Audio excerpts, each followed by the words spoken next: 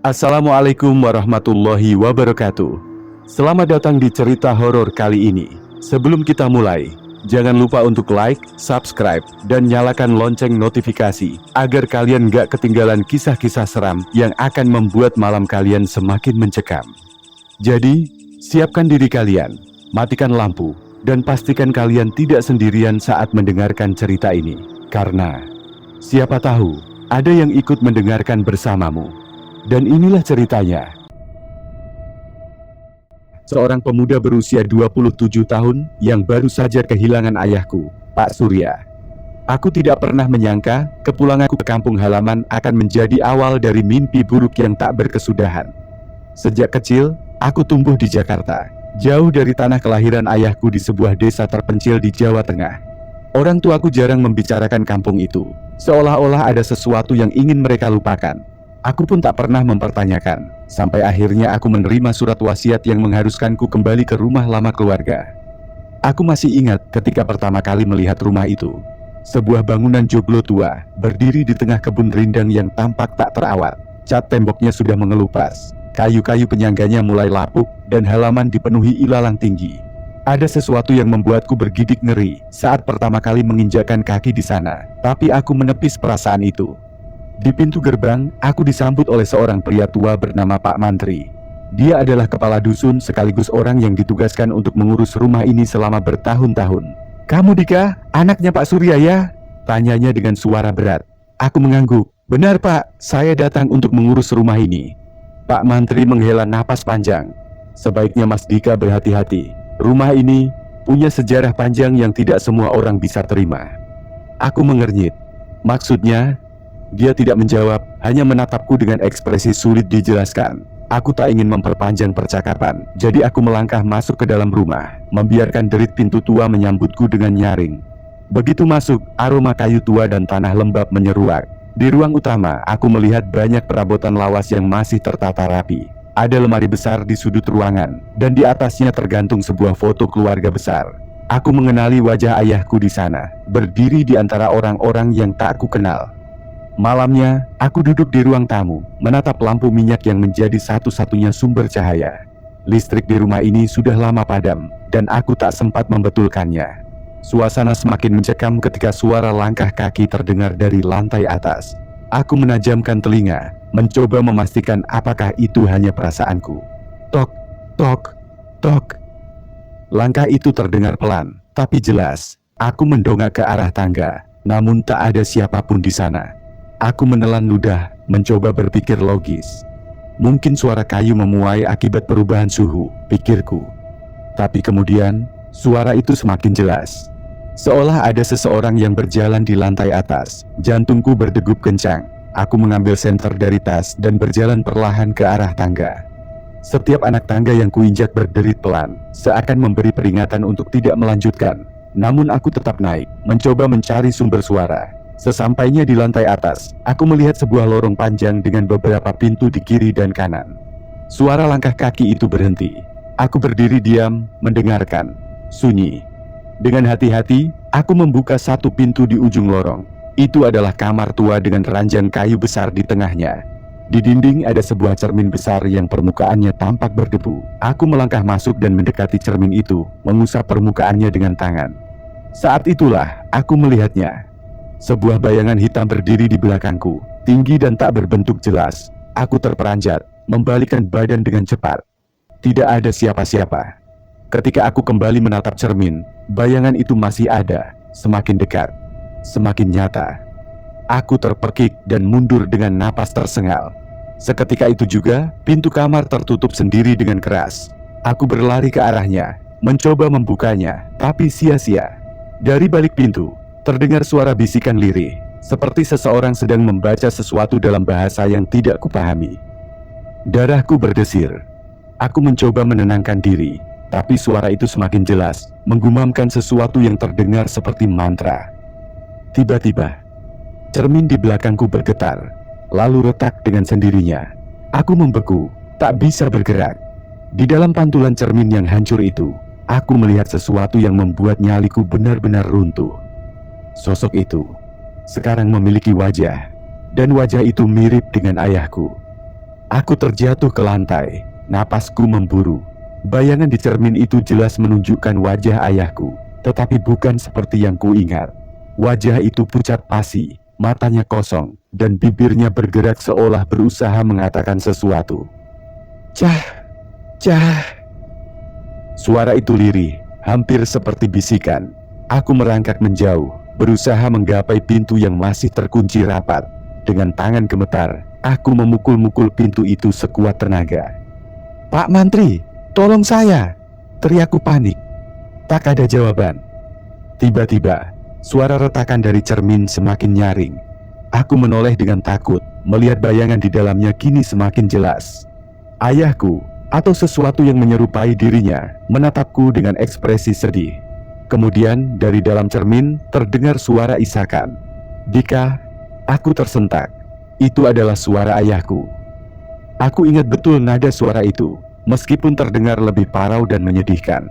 Ayah? Tanyaku ragu. Sosok itu mengangguk perlahan, lalu mengangkat tangannya, menunjuk ke arah lemari tua di sudut kamar. Aku mengerutkan kening, berusaha memahami maksudnya. Saat itu juga cermin pecah berkeping-keping. Serpihan kaca berhamburan ke segala arah, dan aku buru-buru menutupi wajahku dengan tangan. Suara keras itu menggema di seluruh ruangan, lalu tiba-tiba semuanya menjadi sunyi. Ketika aku membuka mata, bayangan ayahku telah menghilang. Aku menoleh ke arah lemari yang ditunjuknya. Jantungku masih berdegup kencang, tapi rasa penasaran mengalahkan rasa takutku. Dengan langkah hati-hati, aku mendekati lemari itu dan meraba pegangan kayunya. Lemari itu dingin. Dengan sedikit usaha, aku membuka pintunya. Udara apek menyeruak keluar, membuatku terbatuk kecil. Di dalamnya hanya ada beberapa kain lusuh dan kotak kayu kecil yang tampak sudah sangat tua. Aku mengulurkan tangan, mengambil kotak itu, dan membawanya ke bawah cahaya senter. Kotak itu dihiasi ukiran rumit berbentuk simbol-simbol yang asing bagiku. Di bagian tengahnya, terdapat semacam segel merah yang tampak seperti tetesan darah kering. Aku mencoba membukanya, tetapi tidak bisa. Seolah-olah ada sesuatu yang mengunci kotak itu dari dalam. Sebelum aku bisa berpikir lebih jauh, pintu kamar tiba-tiba terbuka sendiri dengan bunyi berderit panjang. Aku tersentak dan berbalik, mendapati Pak Mantri berdiri di ambang pintu dengan wajah tegang. Mas Dika, apa yang sudah Mas lakukan? Tanyanya dengan suara bergetar. Aku menelan ludah. Saya cuma membuka lemari ini. Kenapa Pak? Pak Mantri menatap kotak di tanganku dengan mata melebar. Cepat taruh itu kembali. Nada suaranya penuh kepanikan, dan itu membuatku semakin bingung. Tapi ini... Mas Dika, tolong taruh kembali sekarang. Serunya lebih keras. Aku tak pernah melihat seseorang setakut ini. Dengan ragu, aku meletakkan kembali kotak itu ke dalam lemari dan menutup pintunya. Pak Mantri segera meraih pergelangan tanganku dan menarikku keluar kamar. Kita harus keluar dari rumah ini sekarang, katanya dengan nada mendesak. Aku tak banyak bertanya dan mengikutinya turun ke lantai bawah. Begitu kami tiba di ruang tamu, Pak Mantri menatapku dengan serius. Mas Dika, dengarkan saya baik-baik. Rumah ini menyimpan sesuatu yang seharusnya tidak pernah diganggu.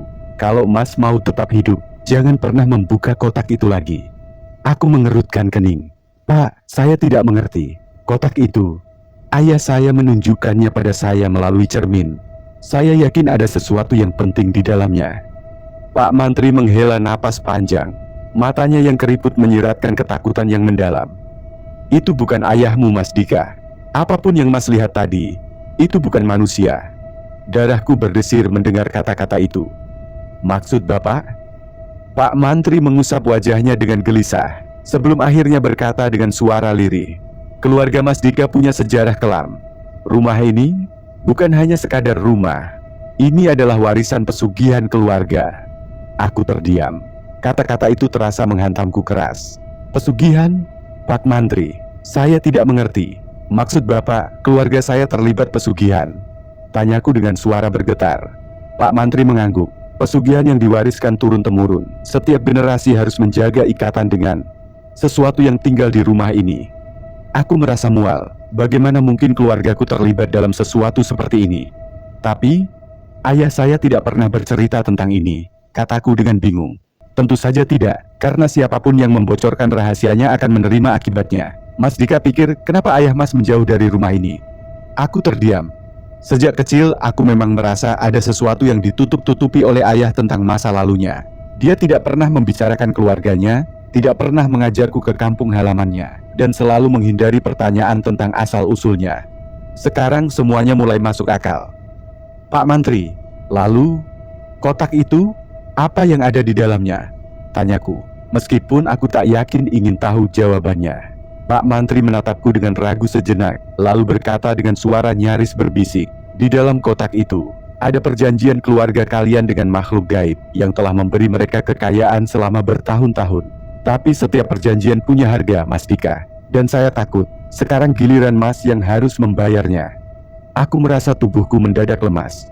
Jika apa yang dikatakan Pak Mantri benar, maka aku baru saja melangkah masuk ke dalam sesuatu yang seharusnya tidak pernah kusentuh. Di luar, angin malam berembus kencang. Dari arah kamar atas, terdengar suara ketukan pelan di lantai kayu. Tok, tok, tok. Dan kali ini, aku tahu pasti. Sesuatu sedang memperhatikanku. Aku berdiri mematung, tubuhku membeku saat suara ketukan itu semakin jelas. Dari lantai atas, sesuatu sedang bergerak. Suaranya pelan, namun setiap langkahnya membawa hawa dingin yang menjalar ke seluruh tubuhku. Pak Mantri mencengkeram lenganku erat. Mas Dika, kita harus pergi sekarang, bisiknya dengan nada mendesak. Namun, sebelum kami sempat bergerak, suara langkah itu berhenti. Sunyi. Aku menoleh ke arah tangga, dan di sanalah aku melihatnya.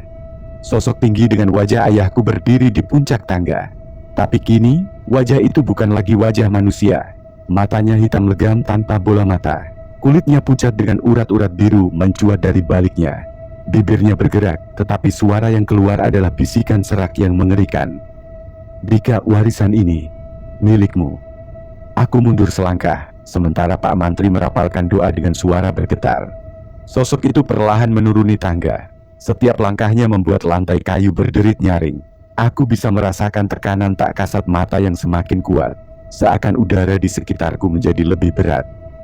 Tidak! Pak Mantri tiba-tiba berseru. Ia menarikku ke belakang dan melemparkan segenggam garam ke arah sosok itu. Makhluk itu mengeluarkan suara mendesis, lalu tubuhnya menghilang dalam kepulan asap hitam. Aku terengah-engah. Pak Mantri, apa yang terjadi? Pak Mantri tidak menjawab. Ia menggenggam tanganku dan menarikku keluar rumah secepat mungkin. Begitu kami mencapai halaman, ia membanting pintu dengan keras dan merapalkan sesuatu yang terdengar seperti mantra. Aku menatap rumah itu dengan napas memburu. Aku tak tahu apa yang baru saja kulihat, tapi satu hal yang jelas, aku telah menyentuh sesuatu yang seharusnya tidak pernah kusentuh. Pak Mantri menoleh padaku dengan wajah penuh ketakutan. Mas Dika, dengarkan saya baik-baik. Mas harus pergi dari sini dan jangan pernah kembali. Rumah ini tidak akan pernah menerima Mas lagi. Aku masih mencoba memahami kata-katanya ketika tiba-tiba suara retakan terdengar dari dalam rumah. Dari jendela aku bisa melihat bayangan hitam bergerak dengan cepat, seolah mencari jalan keluar.